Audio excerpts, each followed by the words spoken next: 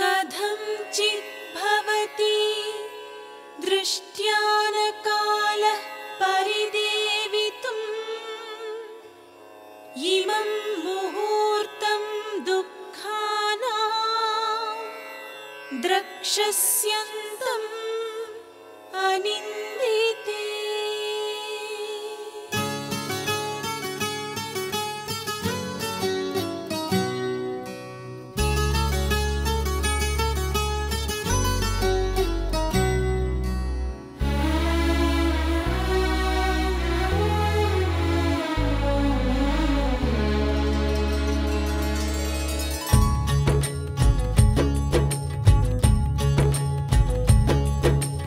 మనసున కోర్కెలు ఎల్లలు దాటితే సుందర కాండలే, మమతల మాటున వంచన చేరితే సుందర కాండలే.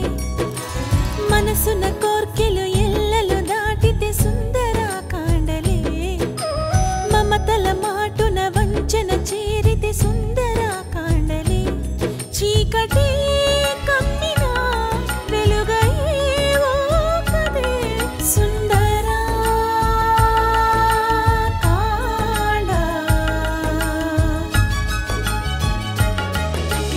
మనసున కోర్కెలు ఎల్లలు దాటితే సుందర కాండలే, మమతల మాటున వంచన చేరితే సుందర కాండలే.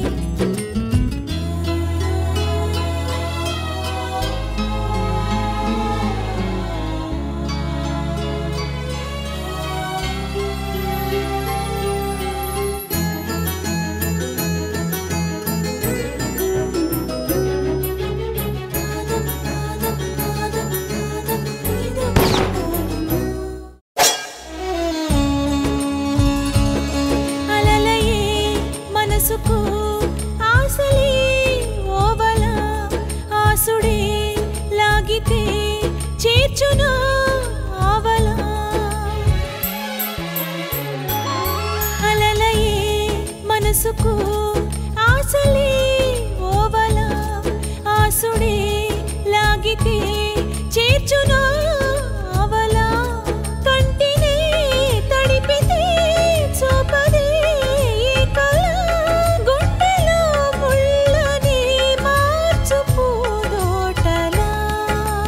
మనసున కోర్కెలు ఎల్లలు దాటితే సుందర కాండలే, మమతల మాటున వంచన చేరితే సుందర కాండలే. చీకటే కమ్మినా వెలుగయ్యేవో కదే సుందర కాండ.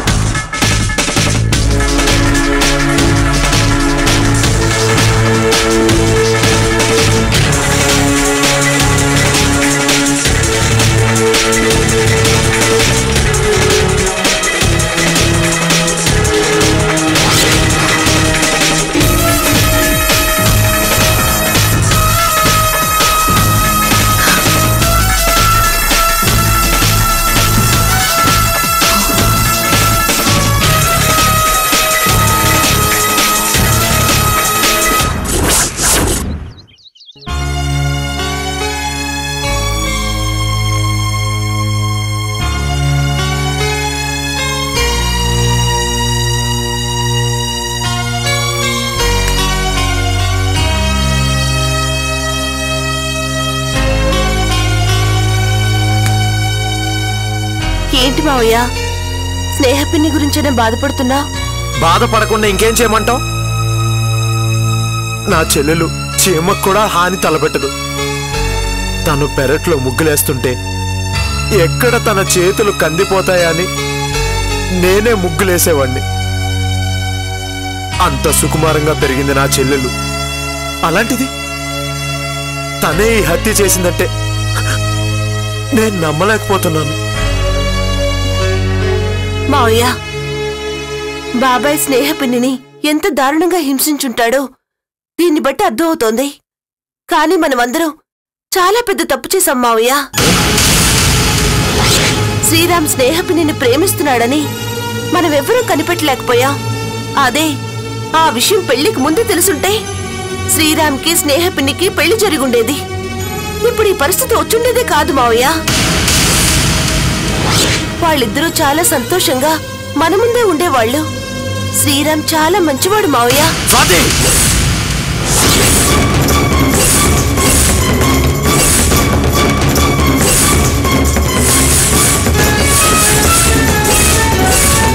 వాళ్ళ మధ్య మనస్పర్ధలు రావడానికి కారణం వాడే. ఓ స్నేహితుడిగా నా చెల్లెలకి ద్రోహం చేశాడు. స్నేహం అనే పదానికి కలంకం తీసుకొచ్చాడు. అలాంటి వాడు నీకు మంచివాడా? వాడిని వెనకేసుకొచ్చి మాట్లాడుతున్నావు. వాడి గురించి నీకేం తెలుసని మాట్లాడుతున్నావు? అది కాదు మావయ్య. ఏది కాదు స్వాతి? వాడు నా దగ్గరకు వచ్చి స్నేహాన్ని నేను ప్రేమిస్తున్నానని చెప్పుంటే నేనే నాన్నగారితో మాట్లాడి దగ్గరుండి వాళ్ళిద్దరికి పెళ్లి జరిపించుండేవాడిని. కానీ వాడు అలా చేయలేదు. స్నేహం పేరుతో నన్ను నా చెల్లిని మోసం చేసి తను కూడా మోసపోయాడు. వాడే గనక నా కంట పడితే వాణ్ణి నేనే నా చేతులతో చంపేస్తాను.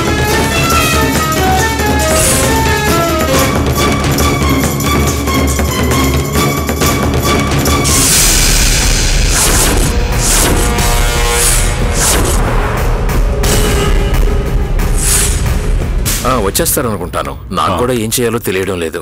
Excuse me sir. ప్లీజ్ కూర్చోండి. కూర్చోండి. చెప్పండి సార్, ఎందుకు రమ్మని పిలిచారు? Yes, coming to the point. ఈ రోజు పేపర్ చూశారు కదా? అందులో ఒక ఇండియన్ అమ్మాయి హత్య చేసింది అని ఉంది. చూసాను సార్. ఆ ఇంట్లో పని కోసం వచ్చి యజమానిని హత్య చేసింది. పైగా తనే హత్య చేసిందని ఒప్పుకుంది కూడా. పేపర్లో పని మనిషి అని రాశారు. కానీ ఆ అమ్మాయి మాత్రం అతని భార్య అని చెప్తోంది. భార్య అంటే కట్టుకున్న భర్తని దారుణంగా హత్య చేసిందన్నమాట. అదే మేడం అర్థం కావటం లేదు. పని మనిషా భార్య అన్న విషయం ఇంకా తేలాల్సి ఉంది. సాధారణంగా ఏ దేశం నుంచి వచ్చిన వారైనా ఏ ప్రమాదంలో ఇరుక్కున్నా, ఇలాంటి కేసుల్లో చిక్కుకున్నా వాటిని ఆ దేశం ఎంబసీ దృష్టికి తీసుకొస్తారు. ఆ విధంగానే ఈ అమ్మాయి కేసు మన ఎంబసీ దృష్టికి వచ్చింది.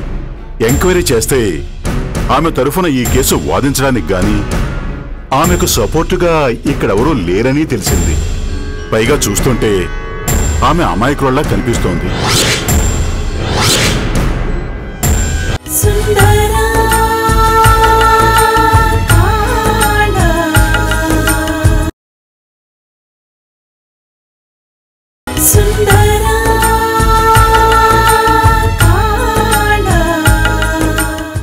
మన దేశం నుంచి వచ్చిన అమాయకురాలికి అన్యాయం జరగకూడదు అనే ఉద్దేశంతో మన ఎంబసీ ఈ కేసు టేకప్ చేయాలని నిర్ణయించింది.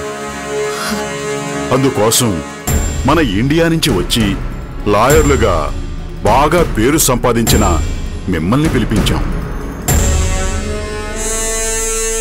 మీలో ఎవరైనా ఒకరు ఈ కేసు టేకప్ చేస్తే సంతోషిస్తాం. సారీ సార్, నేను ఈ లాయర్ ప్రొఫెషన్ని విడిచిపెట్టి చాలా కాలం అయింది.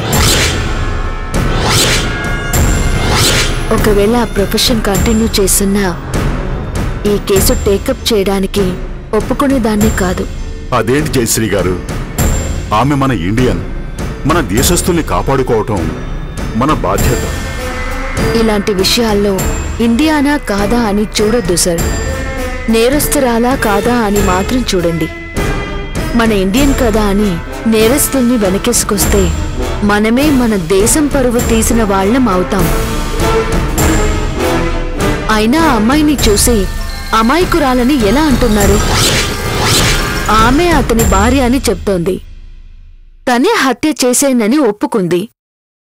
మన దేశంలో భర్తని దైవంలా పూజిస్తారు. భార్యాభర్తల బంధానికి ఎంతో విలువనిచ్చే సాంప్రదాయం మనది. అలాంటి పవిత్రమైన సాంప్రదాయం నుంచి వచ్చి భర్తని హత్య చేసిందంటే ఆమె గురించి ఏమనుకోవాలి? ఇలాంటి వాళ్ల వల్లే మన భారతదేశం పరువు పోతోంది. ఇలాంటి వాళ్ళని ఏం చేసినా పాపం లేదు. సారీ జయశ్రీ గారు, ఆమె మీద నేరం మోపబడిందే గాని ఇంకా దోషని నిరూపించబడలేదు. ఈలోగా మీరు అనవసరంగా ఇలా మాట్లాడడం సమంజసం కాదని నా ఉద్దేశం. ఏంటండి మీరనేది? హంతకురాలని అనడం సమంజసం కాదా? లేకపోతే హత్య చేయడం నేరం అనడం సమంజసం కాదా? అయినా నేరం మోపబడిందే గాని ఇంకా దోషిగా నిరూపించబడలేదు అంటున్నారే. ఈ హత్య తనే చేశానని ఆమె స్వయంగా ఒప్పుకున్నప్పుడు ఇంకా కోర్టులో ఆర్గ్యుమెంట్ చేసి ఆమె నిర్దోషి అని నిరూపించాల్సిన అవసరం ఉందనుకుంటున్నారా? మీరు చెప్పింది నిజమే జయశ్రీ గారు. కానీ పేపర్లో రాసిన వార్తలను బట్టి, ముద్దాయి చెప్పే మాటల్ని బట్టి ఒక నిర్ణయానికి రాకూడదు. మీరెంతో పేరు ప్రఖ్యాతులున్న లాయర్.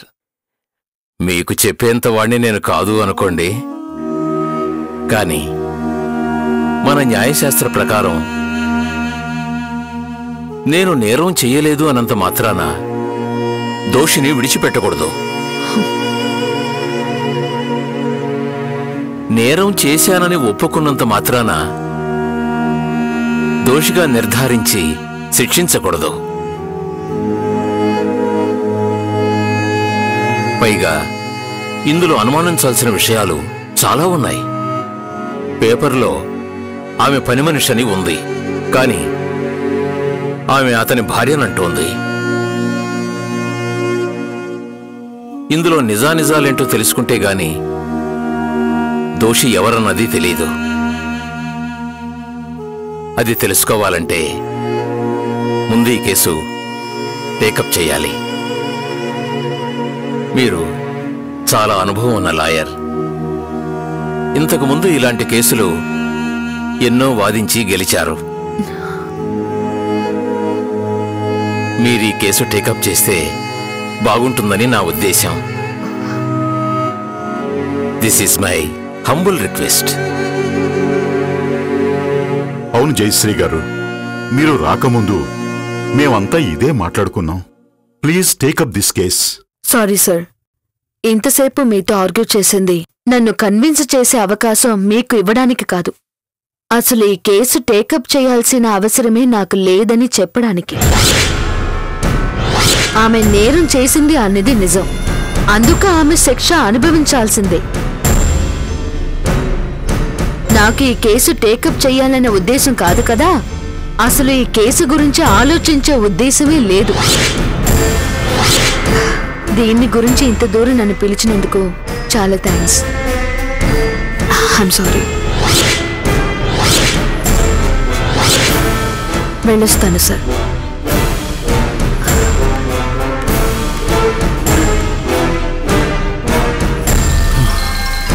ఇప్పుడు ఏం చేద్దాం సార్? డోంట్ వరీ సార్, ఈ కేసుని నేను టేకప్ చేస్తాను. Thank you sir.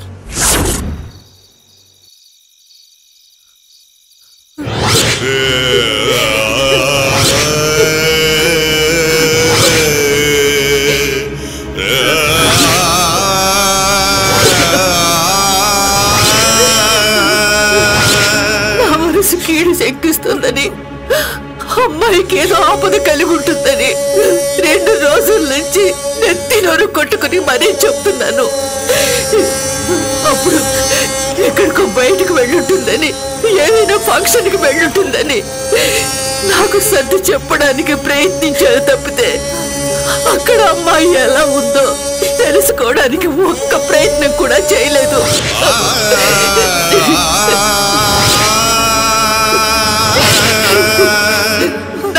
రోజుల క్రితమే అమ్మాయి గురించి తెలుసుకొని ఉండుంటే అక్కడ పరిస్థితులు ఏమిటో తెలుసుండేవి.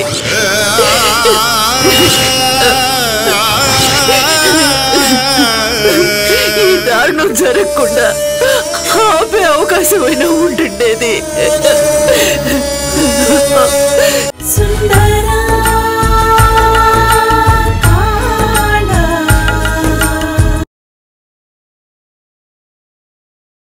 సుందరా కాండ ఈ దారుణం జరగకుండా ఆపే అవకాశమైనా ఉంటుండేది. ఎందుకు ఇలా జరిగిందో, అక్కడ అమ్మాయి ఎన్ని బుద్ధులు పడుతుందో.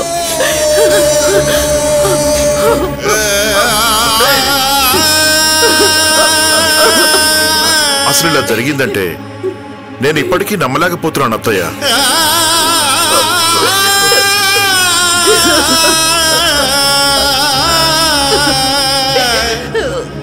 పైగా కట్టుకున్న భర్తనే హత్య చేసింది అంటున్నారు.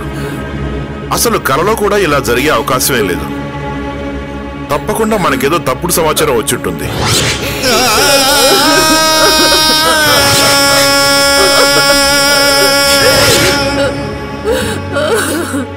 అన్నా, అసలు మీరు ఎందుకు ఇట్లా పరిచయం అవుతారు? అసలు అక్కడ ఏం జరిగిందో అక్కడ ఎస్ఐకి ఫోన్ చేసి అనుకుంటే పోలే. ఏమంటావే? కరెక్ట్. లేదలుడు గారు, మొదట్లో నాకు అనుమానం కలిగింది, కానీ ఆలోచిస్తుంటే మనకొచ్చిన ఇన్ఫర్మేషన్ కరెక్టే అనిపిస్తోంది. అసలు ఏమీ జరగకపోతే 4 రోజులుగా ఫోన్ చేస్తున్నా అక్కడెవరూ ఫోన్ తీయకుండా ఉంటారా?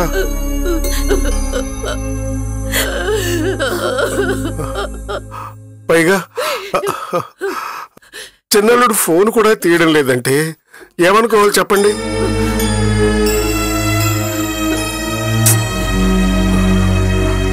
జరగరాని ఘోరమేదో జరిగి ఉంటుంది. అంటే మీరనేది ఏంటి నాన్నగారు? మన స్నేహ ఈ హత్య చేసిందంటారా?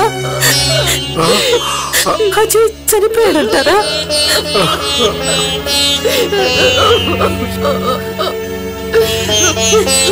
ఇన్స్పెక్టర్ గారు చెప్తున్నది కూడా అదే కదమ్మా. ఎవరెన్ని చెప్పినా మన స్నేహ హత్య చేసిందంటే నేను నమ్మను. మన స్నేహ ఎలాంటిదో మనకి తెలీదు. ఎప్పుడైనా ఎవరితోనైనా గొడవ పెట్టుకోవడం చూసారా? అసలు గట్టిగా మాట్లాడటమైనా విన్నారా? అలాంటి మన స్నేహ ఒక మనిషిని హత్య చేసిందంటే ఎలా నమ్మడం? అవునన్నా, జరిగింది తెలుసుకుని ఊళ్ళో వాళ్ళంతా కూడా ఎక్కడో ఏదో పొరపాటు జరిగింది అని అంటున్నారే కాని ఎందుకు స్నేహ ఇలా చేసిందని ఒక్కరు కూడా అనడం లేదు. ఊళ్ళో వాళ్ళకి అంత నమ్మకం ఉన్నప్పుడు ఇక మన స్నేహ మీద మనకెంత నమ్మకం ఉండాలి? నాన్న, ఖచ్చితంగా చెప్తున్నాను, స్నేహ ఈ హత్య చేసి ఉండదు నాన్న. అది సరే, కానీ స్నేహే ఈ హత్య చేశానని ఒప్పుకుంది కదక్క. అసలు హత్య చేసింది మన స్నేహ అవునా కాదా అన్నది పక్కన పెడితే హత్య జరిగిందన్నమాట మాత్రం నిజం. లేదంటే ఈ విషయం అసలు ఎంబసీ వరకు వెళ్ళుండేది కాదు. అక్కడి నుంచి ఈ పోలీసుల ద్వారా మన వరకు వచ్చుండేది కాదు.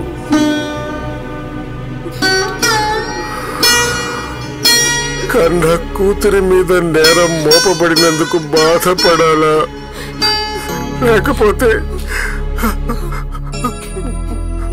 నా కూతురు 5వ తరం పోయినందుకు బాధపడాలో? రాజ్యం గుర్తుందా? రాజ్యం, చిన్నప్పుడు నువ్వు స్నేహకు ముస్తాబు చేస్తూ నుదుటిన తిలకం దిద్దుతుంటే ఆ కూతురు మహాలక్ష్మిలా ఉందని మురిసిపోయేవాడిని. అయ్యో, ఇప్పుడు ఆ సౌభాగ్యానికి దూరం అయిపోయింది.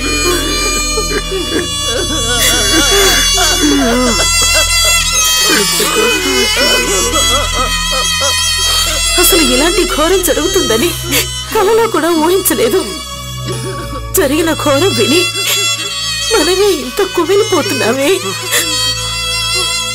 అక్కడ స్నేహ ఇంకెంత కుమిలిపోతుందో. కనీసం ఓదార్చే వాళ్ళు కూడా అక్కడ ఎవ్వరూ లేరు.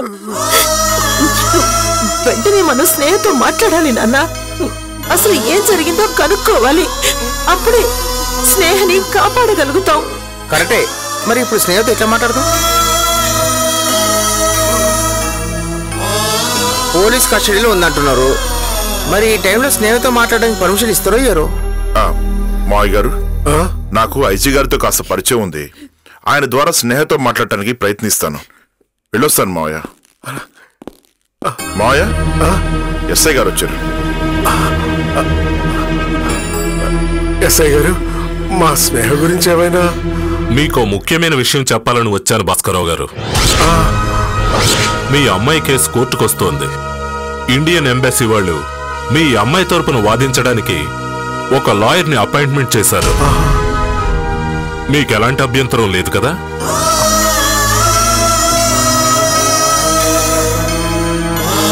అభ్యంతరమా? ఆపదలో ఉన్న మమ్మల్ని ఆదుకోవడానికి ముందుకొస్తుంటే మాకు అభ్యంతరం ఏముంటుంది ఇన్స్పెక్టర్ గారు?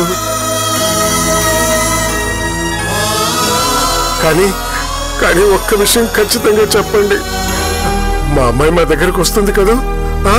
కోర్టు ఎలాంటి శిక్ష విధించకపోతే ఖచ్చితంగా మీ దగ్గరికి క్షేమంగా వస్తుంది.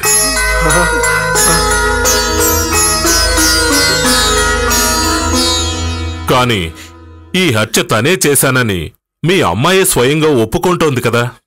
ఒకవేళ హత్య చేసినట్టు ఒప్పుకున్నా హత్య చేయడానికి గల కారణాలు బట్టి ఏ విషయం తీర్పు వచ్చాక గాని చెప్పలేం.